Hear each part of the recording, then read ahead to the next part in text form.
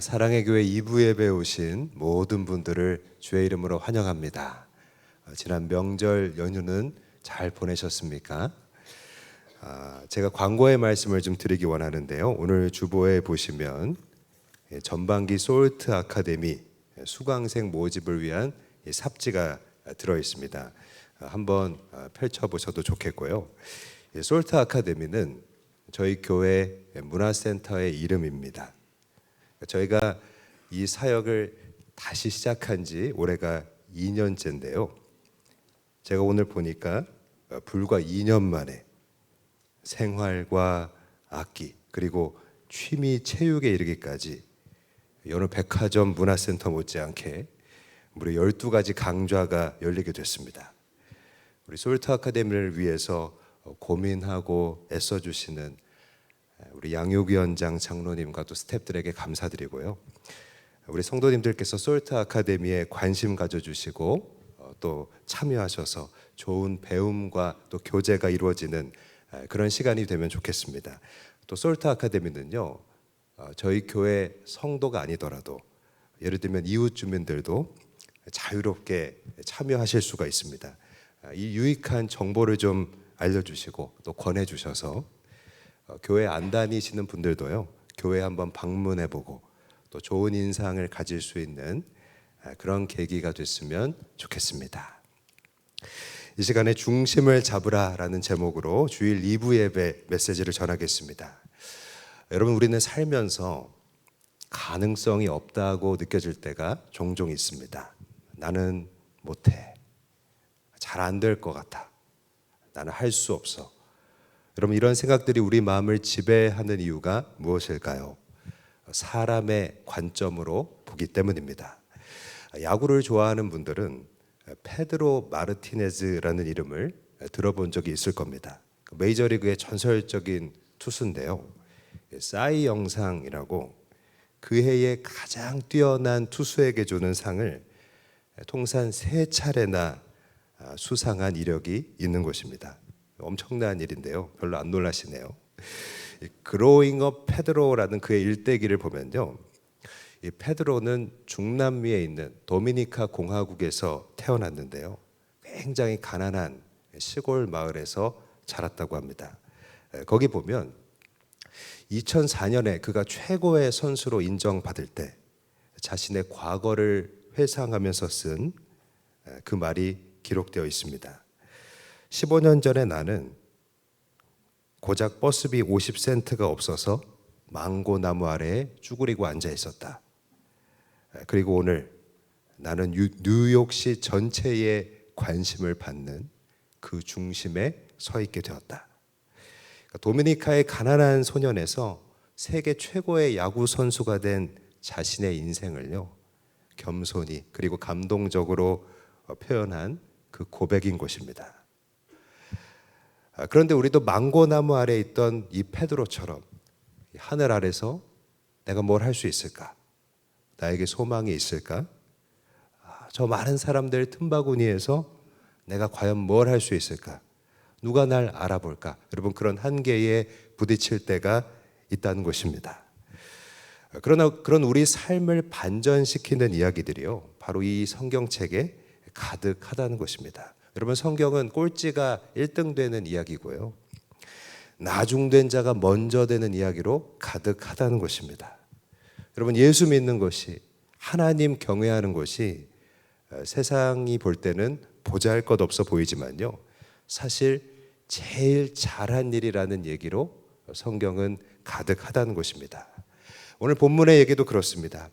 여러분, 아무도 찾지 않았을 산속에 틀어박힌 이 베들레헴이라는 도시가 있었습니다. 지금 그곳에 하나님의 전령이 도착하고 있습니다. 그 전령은 막중한 임무를 띠고 있었습니다. 왜냐하면 새로운 왕을 결정해야 했거든요. 여러분, 그 역할을 맡은 자가 누구였을까요? 이 전령이 쓰고 있는 후드를 벗어보니까 놀랍게도 당대의 모사였던 사무엘이었던 것입니다. 후보자들이 속속 그 앞에 도열하고 있습니다. 여러분, 여기서 부각되는 것이 있는데요, 사무엘과 하나님의 그 다름이라는 것입니다. 먼저 사무엘은요, 그의 앞에 있던 사람에게서 자신의 눈을 떼지 못합니다. 엘리압이라는 호인이 있었는데 사무엘은 그의 수려함을 손꼽는 것입니다. 그리고 그는 마음으로 생각합니다. 이 사람이야말로 왕의 제목이구나. 그러나 당대의 지혜자라던 사무엘의 한계가 여기서 드러나는 것입니다. 그는 하나님의 사람이지만요, 세상적인 관점에 지배당하고 있었던 것입니다. 여기서 오늘 말씀을 통해 우리가 묵상할 수 있는 첫 번째 포인트가 생겨납니다. 우리가 하나님의 사람이지만, 우리가 신앙생활하고 있지만 우리의 실제 선택, 우리의 실제 관점은 세상의 주류와 다를 바 없지 않는가라는 질문입니다. 여러분, 그들이 좋다 하는 것을 나도 똑같이 추구하고, 그들이 좋다 하는 것을 나도 좋다고 하고, 그들이 바라보는 가능성에 나의 가능성을 거는 것입니다. 여러분, 요즘 코스피가 역대 최고가를 돌파하고 있잖아요. 모르시나요? S전자의 주가는 추락할 줄을 모르고 최고로 치닫고 있습니다. 요즘 주식 안 하면 바보라고 하는데요. 제가 쉬는 날 책을 읽으려고 동네 카페에 가보니까 한 가족들이 또 이렇게 나와 있는데, 부모님과 다 큰 자녀들이 한 대여섯 명 이렇게 모여서 있었습니다. 근데 제가 보니까 얘기는 안 하고 다 핸드폰으로 자기 주식을 보고 있더라고요.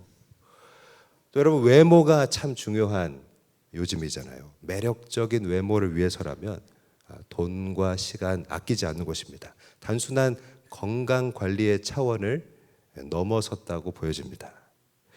여러분, 심지어 이 외모에 대한 동경은요, 범죄자도 얼굴이 잘생기면 동정심이 생기고 용서가 되는 그런 군중 심리로 이어지곤 하는 것입니다. 한때 전국을 들썩이게 했던 얼짱 강도 사건이 있었습니다. 수배된 강도 용의자가 의외로 미녀였는데요. 이 사실이 알려지고 나서 팬들이 생기는 겁니다. 그리고 그 팬카페에는요, 6만 명의 남자들이 가입했다는 것입니다.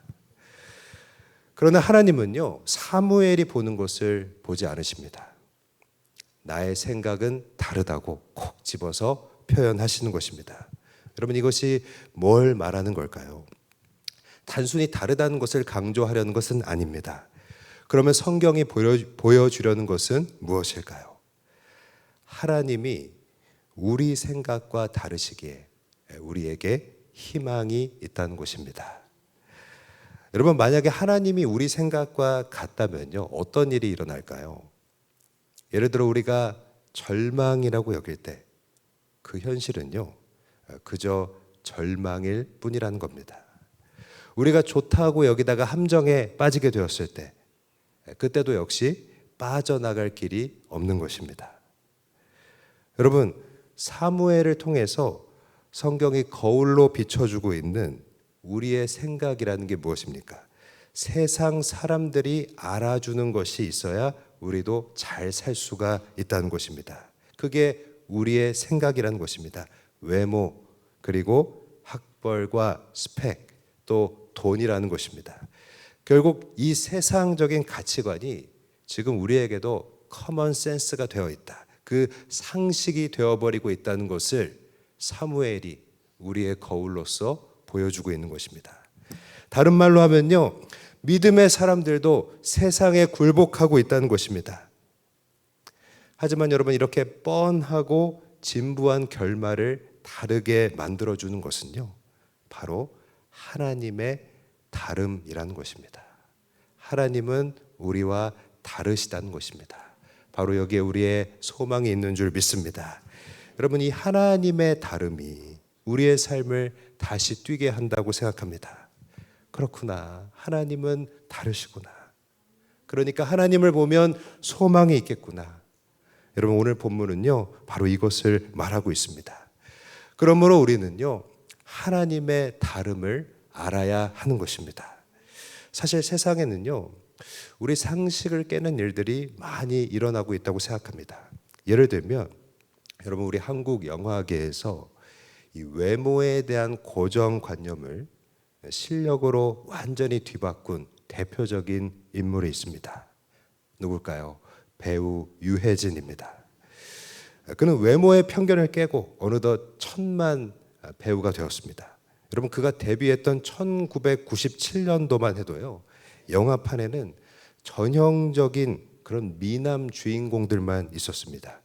이병헌, 정우성, 이정재, 아니면 분위기라도 있는 한석규, 박신양 같은 사람의 시대였습니다.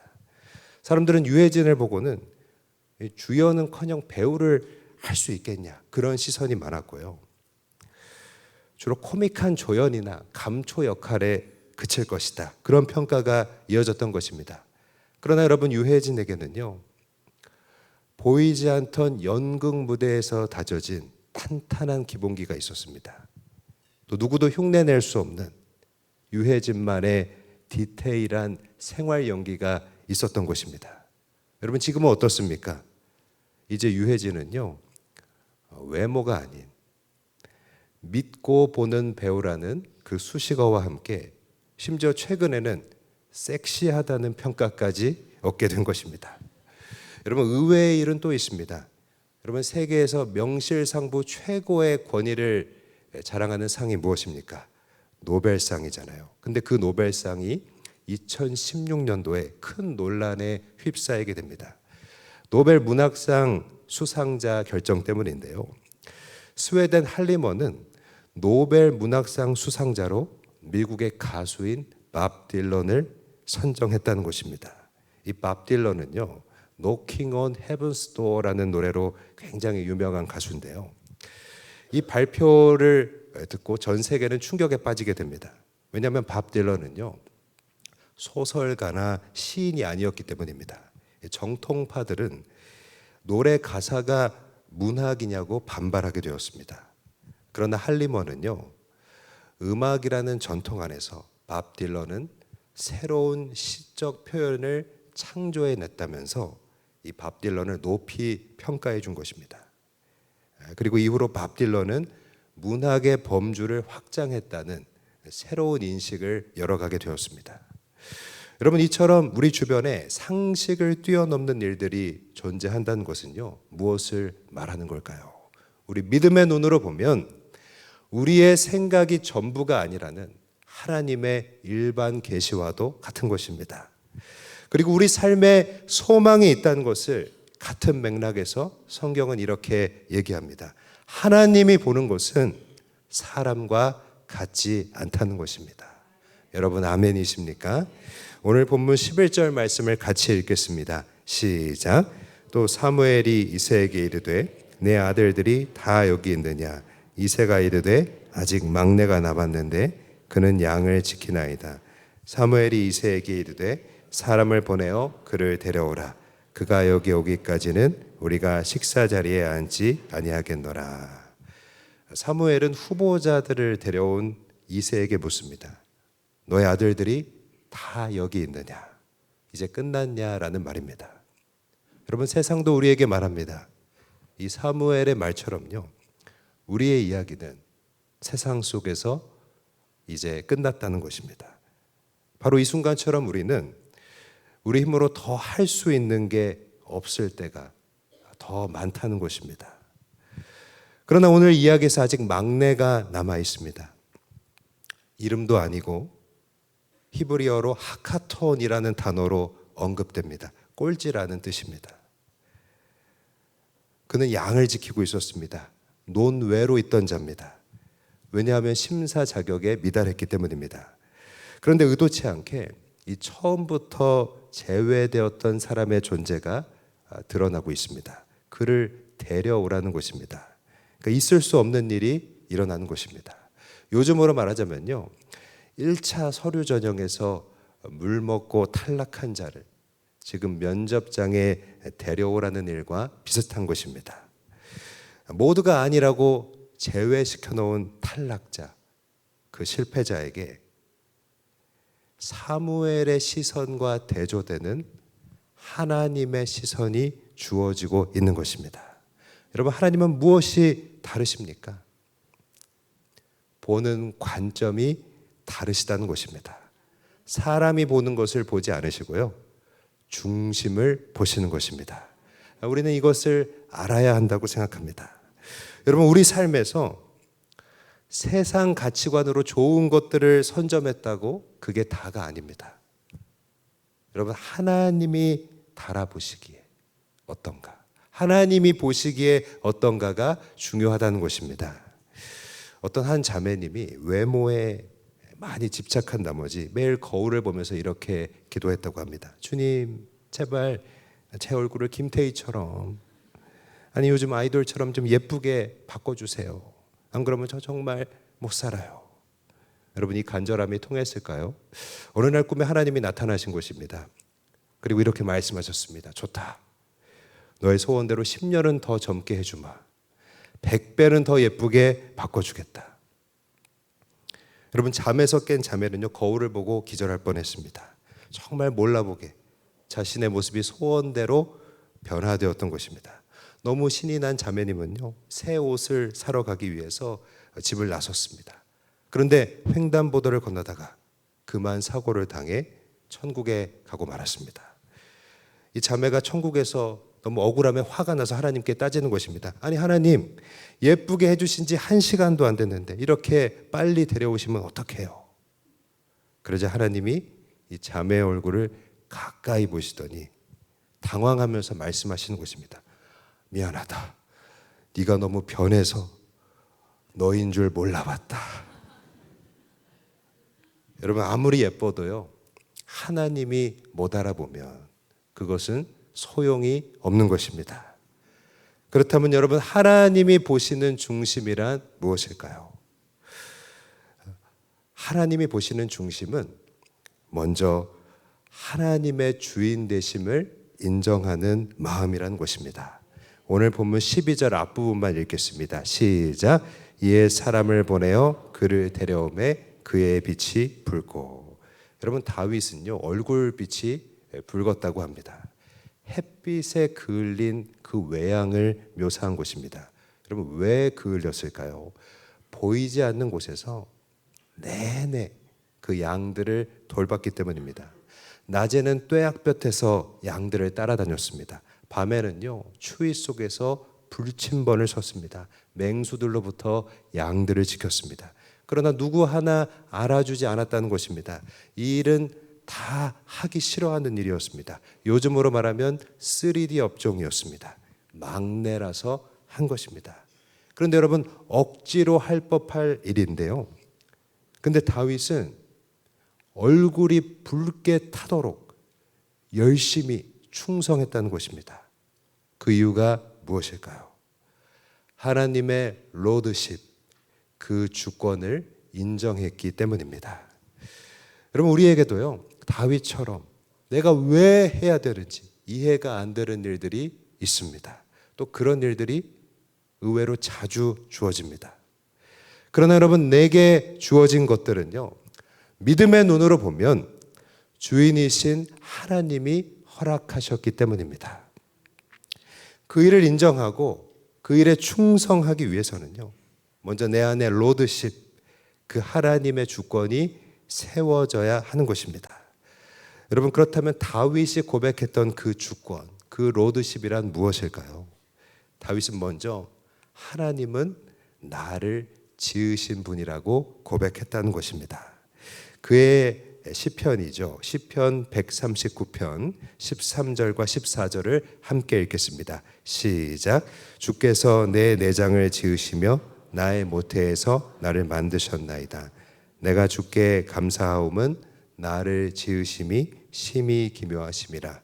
주께서 하시는 일이 기이함을 내 영혼이 잘 아나이다. 아멘. 다윗은 이렇게 고백하고 있습니다. 나의 존재는 하나님 덕분이라는 것입니다. 그럼 무슨 말입니까? 지금 이렇게 고민할 수 있는 것도 하나님이 만들어 주셨기 때문에, 태어났기 때문에 가능한 일이라는 것입니다. 그죠? 다윗은 그것을 알았고요, 하나님이 그를 지으신 것 그 자체에 감사하고 있는 것입니다. 사랑하는 여러분, 하나님의 주권을 고백하는 이 다윗의 그 마음을 우리 마음에 새기면서 우리를 창조하시고 우리를 만드신 하나님께 그 감사가 회복되기를 바랍니다. 또 여러분, 다윗이 고백한 그 주권은 무엇일까요? 다윗은요, 또한 하나님은 천지를 지으신 분이라고 인정했던 것입니다.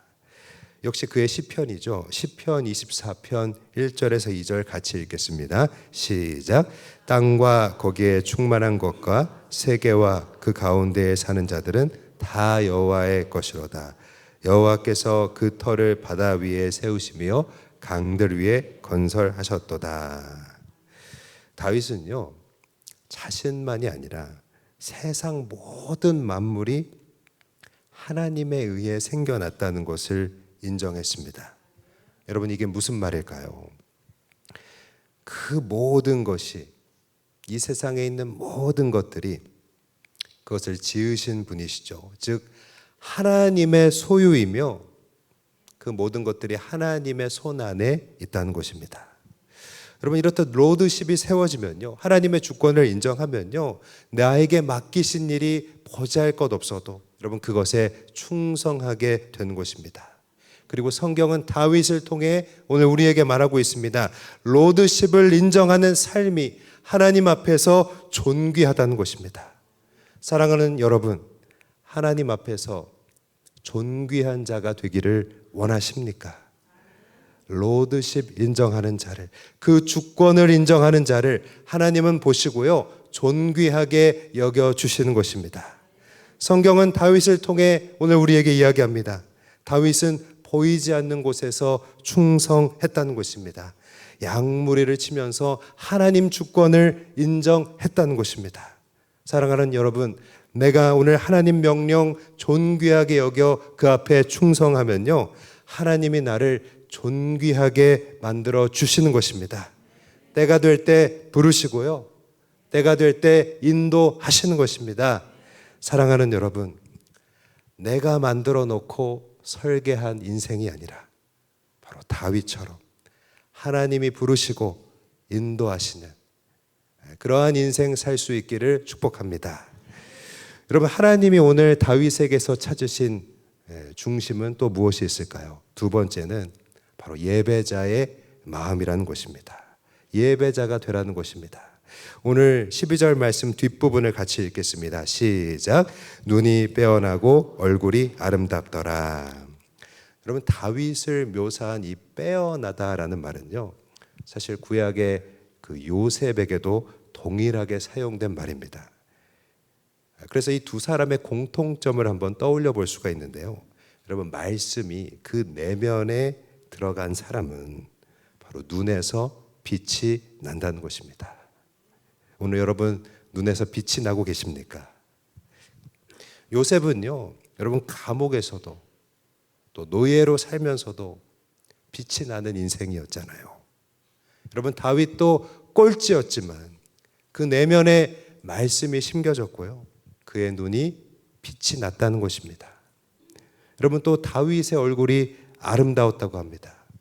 이 아름답다라는 말은 히브리어 토브라는 굉장히 유명한 단어인데요, 이 토브라는 말은 아름답고 보기 좋다라는 뜻이지만 외모의 아름다움을 가리키는 것은 아닙니다. 예를 들어서 하나님은요, 천지를 창조하신 후에 토브라고 하셨습니다. 그러니까 창조한 만물이 하나님의 뜻에 부합하는 상태를 말하는 것입니다. 그러니까 다윗은요, 하나님의 뜻에 부합하는 그 심령을 갖고 있었습니다. 그래서 여러분, 다윗을 가리켜서 우리가 뭐라고 자주 얘기합니까? 하나님의 마음에 합한 자라고 말하는 것입니다. 그렇다면 여러분, 하나님이 보신 이 다윗의 그 내면의 아름다움은 무엇일까요? 다윗의 고백을 통해서 한번 엿볼 수 있기를 원합니다. 역시 그의 시편인 시편 27편 4절을 함께 읽겠습니다. 시작. 내가 여호와께 바라는 한 가지 일, 그것을 구하리니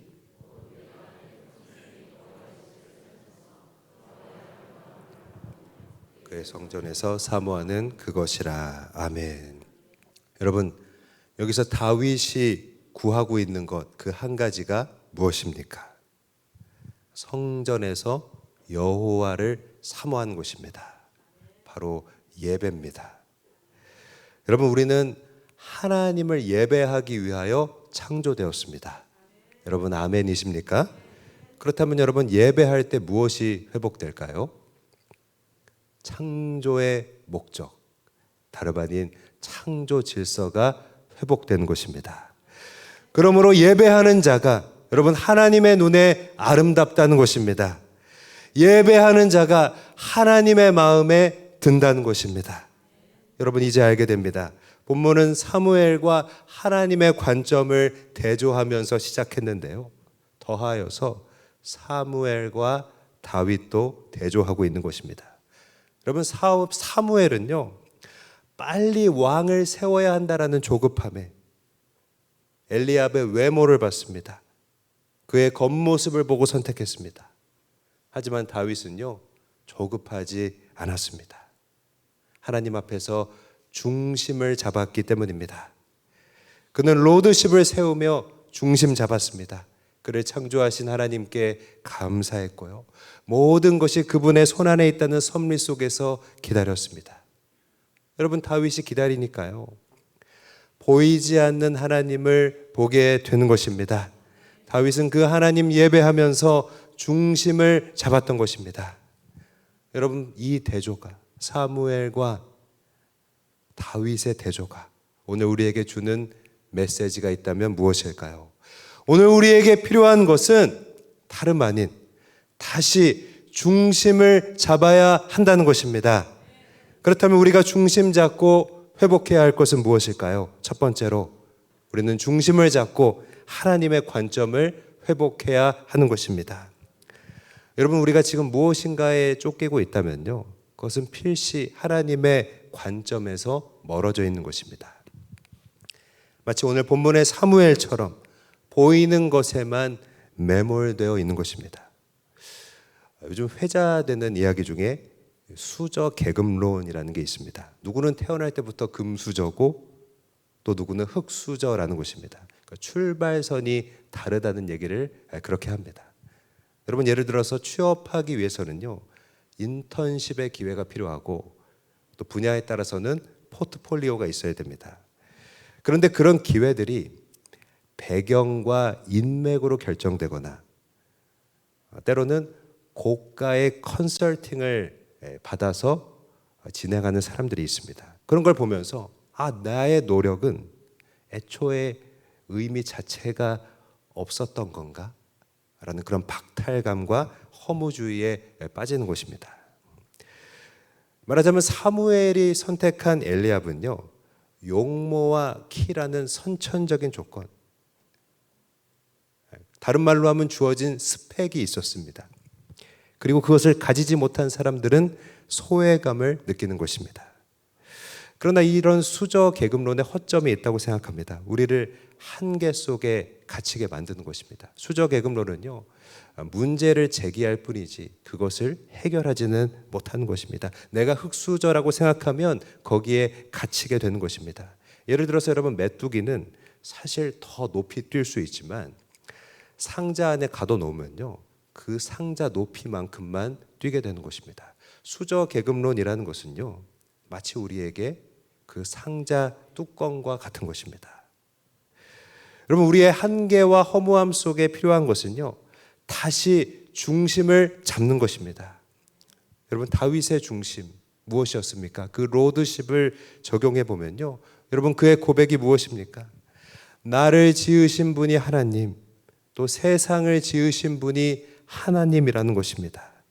여러분, 그 하나님을 인정하고 그분이 나에게 주신 일과 그 상황 속에 먼저 충실해야 하는 것입니다. 여러분, 그것이 하나님을 인정하는 길인 줄 믿습니다. 여러분, 알아주지 않아도 최선 다하면요, 누가 기억합니까? 하나님이 기억하신다는 것입니다. 여러분, 우리가 살고 있는 사회는요, 점점 포비아 사회로 바뀌고 있습니다. 포비아는 공포라는 뜻인데 불안과 두려움들이 곳곳에 있다는 것입니다. 내가 서둘러 움직이지 않으면 당하고 만다라는 정서가 우리 사회에 깔려 있습니다. 그리고 성경도 포비아를 말합니다. 다윗 시대에는요, 골리앗 포비아가 있었습니다. 여러분, 골리앗은 키가 2m가 넘고 11kg이 넘는 긴 창을 휘두르는 사람입니다. 이스라엘 모두가 골리앗 공포증에 휩싸였습니다. 그런데 성경은요, 그 포비아에 함몰되지 않는 사람을 보여주는 것입니다. 누굽니까? 다윗이라는 것입니다. 모두가 두려워 떨 때 다윗은요, 시냇가에서 하나님 앞에 무릎을 꿇고 돌을 고릅니다. 그리고 골리앗을 두려워하지 않는 다윗에게 세상의 조롱이 쏟아지는 것입니다. 막대기를 가지고 나왔느냐, 강아지를 잡으러 왔냐는 것입니다. 하지만 하나님은요, 이 다윗의 중심 잡힌 삶을 사용하시는 것입니다. 목동 시절에 그에게 익숙했던 물매와 그 돌멩이가 다윗의 무기가 되는 것입니다. 왕의 고급 갑옷도요, 다윗에게는 필요가 없는 것입니다. 여러분, 이것이 무엇을 우리에게 보여줍니까? 로드십으로 중심 잡은 사람은요, 주어진 상황에서 하나님을 바라본다는 것입니다. 무릎 꿇고 기도한다는 것입니다. 하나님 바라보면요, 내가 가진 것을 통해서 그것이 비록 세상에서 보잘것없는 것일지라도 나를 사용하신다는 것입니다. 여러분, 다윗이 거절한 그 왕의 갑옷이라는 것은요, 말하자면 세상의 스펙과도 같습니다. 여러분, 우리는 세상 관점을 내려놓고 하나님의 관점을 회복해야 하는 것입니다. 그러면 하나님 앞에서 지금까지 내가 살아온 내용으로 승리하게 되는 것입니다. 여러분, 이것이 바로 메시지입니다. 다시 중심 잡고 하나님 관점으로 보게 되는 저와 여러분이 되기를 바랍니다. 두 번째로, 여러분, 오늘 우리가 다시 중심을 잡고 회복해야 할 것은 무엇일까요? 두 번째는 중심을 잡고 하나님의 기름 부음을 회복해야 한다는 것입니다. 여러분, 성경에서 하나님이 사용하신 사람들은요, 다 기름 부음이 있었던 사람들이었습니다. 이 기름 부음을 받으면요, 먼저 영적인 능력에서 증거가 나타나기 시작합니다. 예를 들면 여러분, 구약에서 아말렉과 전쟁을 할 때 모세가 기도할 때마다 이스라엘이 이기는 것입니다. 또 여러분, 엘리야가 바알 선지자들과 맞서 싸울 때 하늘에서 불이 내리는 것입니다. 여러분, 우리 기도에 기름 부음이 있으면요, 길게 기도해도 지루하지 않게 느껴지고요, 그 기도가 응답받는 기도가 되는 것입니다. 여러분, 말씀에 기름 부음이 있으면요, 말씀이 내 삶 속으로 들어오게 되고 말씀대로 살고 싶어지는 것입니다. 그러므로 우리는 기름 부음 받기를 사모해야 하는 것입니다. 기름 부음 받기를 소망하는 저와 여러분이 되기를 바랍니다. 여러분, 오늘 말씀에 보면 다윗은 그 중심을 잡고 기름 부음을 받고 있습니다. 그리고 다윗의 중심은 또한 예배였다는 것을 우리는 앞서 살펴봤습니다. 여러분, 다윗은 집에서 하카톤, 꼴찌였다고 했잖아요. 집에서, 세상에서 다윗은 꼴찌였을지 모르지만 예배를 사모했습니다. 그리고 예배의 중심 잡는 자에게 하나님이 기름을 부으시는 것입니다. 여러분, 기름 부음 받으면요, 주님이 우리에게 주신 잠재력과 그 은사들이 극대화되는 것입니다. 예를 들어 기름 부음 받으니까요, 골리앗에게 다윗이 물매를 던질 때 그동안 연습했었던 실력이 극대화되어 나타나는 것입니다. 여러분, 다윗이 골리앗 앞에서 이 물맷돌 던질 수 있었던 이유가 무엇이라고 생각하십니까? 하나님이 골리앗보다 더 강하다고 믿었기 때문입니다. 그리고 이 믿음이 바로 기름 부음인 줄 믿습니다. 여러분, 실제로 우리에게 큰 문제가 다가올 때 창을 의지하는가, 하나님을 의지하는가는요, 우리 믿음의 굉장히 큰 분수령이 됩니다. 현실에서는 내가 가지고 있는 창의 길이, 나의 계좌의 잔고액 수가 얼마나 남아있나, 그것을 더 의지하게 되는 것입니다.